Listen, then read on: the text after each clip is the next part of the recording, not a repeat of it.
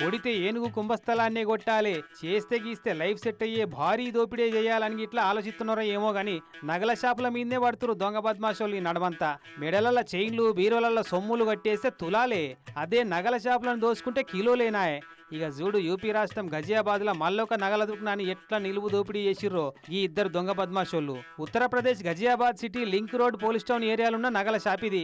మొన్న పట్టపగటిలి 3:30 గొట్టంగా food delivery బాయ్ల గెటప్లు వచ్చి నగల షాప్ లో పనిచేసే పిల్లగాన్ని తుపాకులు కత్తులు చూపెట్టి ఎట్లా బెదిరించి లోపలికి పోతున్నారో చూడిగా. షాప్ లో ఒక్కడే ఉన్నట్టు పిల్లగాడు అరే దూరం నిలబడరా అని గదిరిచ్చి ఎంట పట్టుకొచ్చిన బ్యాగులల్లా చూడు జిప్పులు కూడా పట్టనని ఎండి సాములు నింపుకున్నారు గిట్లా.